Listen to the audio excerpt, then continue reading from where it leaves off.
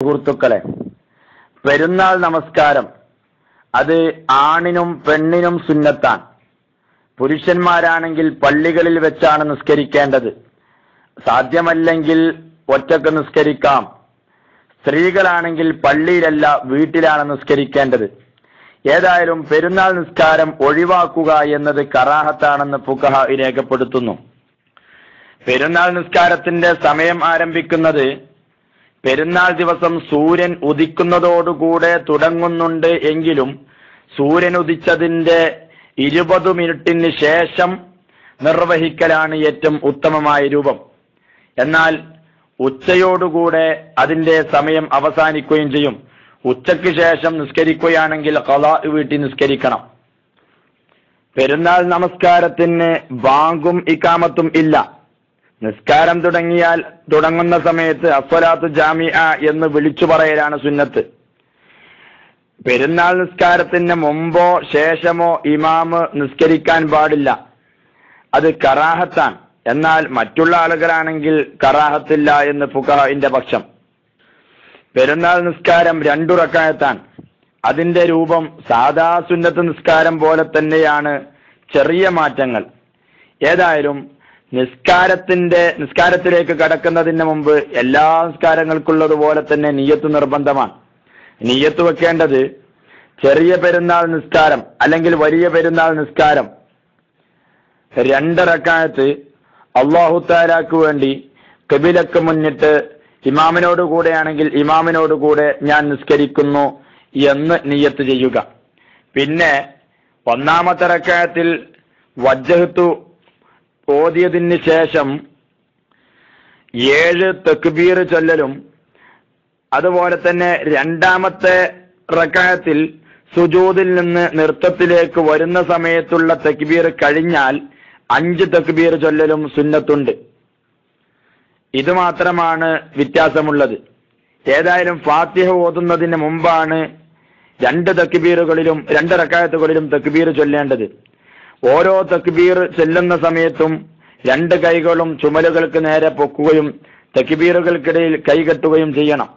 എന്നാൽ ഓരോ തക്ബീറുകൾക്കിടയിലും സുബ്ഹാനല്ലാഹി വൽഹംദുലില്ലാഹി വലാ ഇലാഹ ഇല്ലല്ലാഹു വല്ലാഹു അക്ബർ എന്ന് ചൊല്ലൽ പ്രത്യേകമായി സുന്നത്തുണ്ട്. വലാ ഹൗല വലാ ഖുവത ഇല്ലാ ബില്ലാഹിൽ അലിയിൽ അലീം എന്ന് ചേർത്ത് ചൊല്ലുന്നത് കൊണ്ട് വിരോധമില്ല, പുണ്യമുള്ള കാര്യമാണ്. ജമാഅത്തായി നിസ്കരിക്കുന്ന സമയത്ത് തക്ബീർ ഈ 7ഉം 5ഉം തക്ബീറുകൾ ചെല്ലുന്ന സമയത്ത് ഇമാമും ഉറക്കെ ചെല്ലണം, മഅ്മൂമും ഉറക്കെ ചെല്ലണം. അതേസമയം അതിന്റെ ഇടയിലുള്ള സിക്ർ സുബ്ഹാനല്ലാഹി വൽഹംദുലില്ലാഹി വലാ ഇലാഹ ഇല്ലല്ലാഹു വല്ലാഹു അക്ബർ എന്ന സിക്ർ 2 പേരും പതുക്കെയാണ് ചൊല്ലേണ്ടത്. അഥവാ വജ്ഹത്ത് ഓതിയതിന് ശേഷം തക്ബീർ ചൊല്ലാതെ ഫാത്തിഹ തുടങ്ങിക്കഴിഞ്ഞാൽ പിന്നെ തക്ബീർ ചൊല്ലാൻ ചാൻസ് ഇല്ല. 1-ാമത്തെ റക്അത്തിൽ ഫാത്തിഹ സൂറത്തിന് ശേഷം സൂറത്ത് ഓതുമ്പോൾ ഖാഫ് സൂറത്ത് ഓതൽ പ്രത്യേകം സുന്നത്തുണ്ട്. 2-ാമത്തെ റക്അത്തിൽ ഫാത്തിഹയ്ക്ക് ശേഷം ഇഖ്തറബത്ത് സൂറത്തും ഓതണം. ഈ 2 സൂറത്തും സൗകര്യമാകുന്നില്ല, ഓതാൻ കഴിയുന്നില്ല എങ്കിൽ 1-ാമത്തെ ഫാത്തിഹയ്ക്ക് ശേഷം 1-ാമത്തെ റക്അത്തിലെ ഫാത്തിഹയ്ക്ക് ശേഷം സബ്ബിഹിസ്മ റബ്ബിക്കൽ അഅല എന്ന സൂറത്തും 2-ാമത്തേതിൽ സൂറത്തുൽ ഗാഷിയ സൂറത്ത് ഹൽ അതാക ഹദീസുൽ ഗാഷിയ സൂറത്തും ഓതണം. ഇതും സൗകര്യമാകുന്നില്ല എങ്കിൽ 1-ാമത്തെ റക്അത്തിൽ കാഫിറൂന ഖുൽ യാ അയ്യുഹൽ കാഫിറൂൻ സൂറത്തും 2-ാമത്തെ റക്അത്തിൽ ഇഖ്ലാസ് ഖുൽ ഹുവല്ലാഹു സൂറത്തും ഓതണം.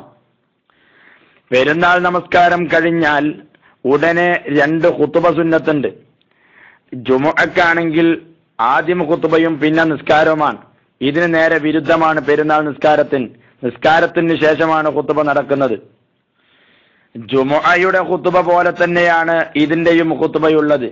എന്നാൽ ഈ ഖുതുബയിൽ, പെരുന്നാൾ ദിവസത്തെ ഖുതുബയിൽ 1-ാമത്തെ ഖുതുബ ഓതുന്ന സമയത്ത് 9 തക്ബീറുകൾ കൊണ്ടും 2-ാമത്തെ ഖുതുബ തുടങ്ങുന്ന സമയത്ത് 7 തക്ബീറുകൾ കൊണ്ടുമാണ് ചൊല്ലേണ്ടത്. ഇത് സുന്നത്തായ രൂപമാണ്.